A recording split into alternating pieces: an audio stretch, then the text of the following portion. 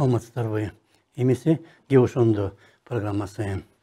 Кумтөр боюнча кезектеги мамлекеттик комиссия өткөн аптада Генге барып келди. Айрымдар бул комиссиянын түзүлгөнүн ишкерликке болгон басым катары баалайт. Анткени өтө көп текшерүүлөр бизнеске кедергисин тийгизет жана андан мамлекетке да түшкөн салык азайып зыян тийет.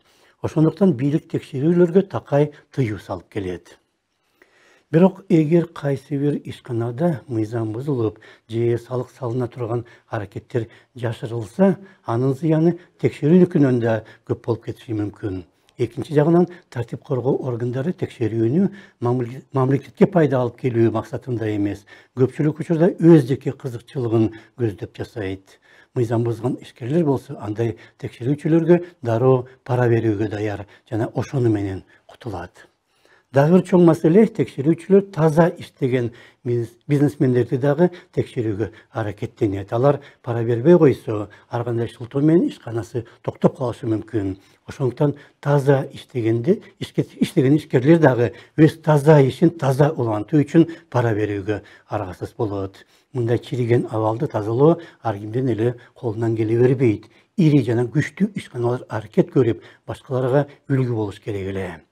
Бирок Кумтөр өз ишин былык аракеттен баштаган. 1992 жылы түзүлгөн жалпы келишимде өндүрүлгөн алтын эмес, акыр аягында калган киреше бөлүнөт деп жазылган. Бирок чыгымдын баарын жасалма көбөйтө берсе, киреше да жок болуп, бөлүшө турган эч нерсе калбай калат да. Андан да чоң кылмыш 2003 жылы президент Акаевдин учурунда жасалган. Кумтөр кайра түзүлүп, Камеканын ордуна Центера компаниясы келген. Мурдагы келишим боюнча биринчи алтын чыккандан 10 жыл өткөндөн кийин Камека кетип, Кумтөр толугу менен Кыргызстанга өтүш керек эле. Бирок ошол 10 жылдык мөөнөткө 1 жыл калганда өзгөрүү болуп, эми Центера 17 жылдан бери иштеп келатат. Аны менен кошо Кыргызстандын долбоордогу үлүшү 67%дан 33%га чейин, андан соң 16%га чейин кыскарып кеткен.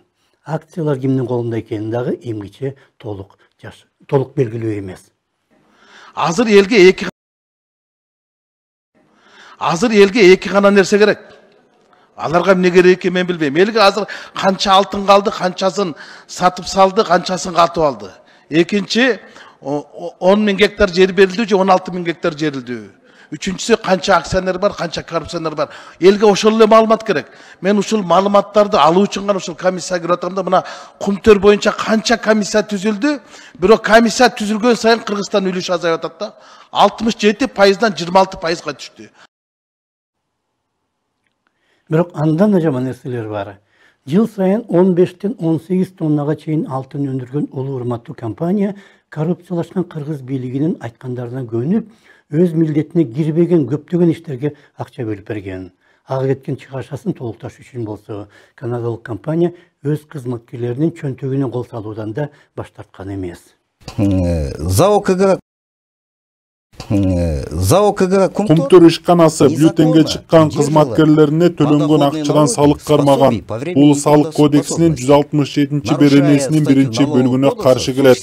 Ооруп же башка себептен жумушка чыкпайт. Бирок бюллетен алдында төлөгөн акчадан салык кармалбашы керек. Менден болсо кармалган жана менден гана эмес. И дело в том, что не только с меня. Эгер башкаларга үлгү көрсөтүп, мисал боло турган компания ушинтип жатса, жергиликтүү ишкерлерден эмнени күтө алабыз?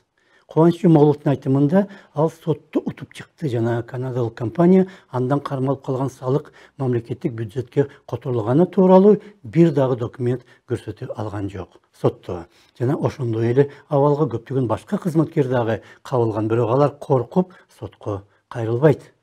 Албетте, Кумтөр боюнча жаңы түзүлгөн комиссия таза аракеттенип, ишин улуттук кызыкчылыкта бүтүрөт деп эч ким кепилдик бере албайт. Бирок коррупциялашкан бийлик менен кызматташып, өзү дагы бул иштерге барып жаткан ири Кумтөр компаниясы Кыргызстандын өндүрүш тармагындагы таза эмес абалды тазалагандын ордуна аны өзү дагы булгап жатканы анын өзүнө да аброй кошпой эч кимге да пайда алып келбейт го.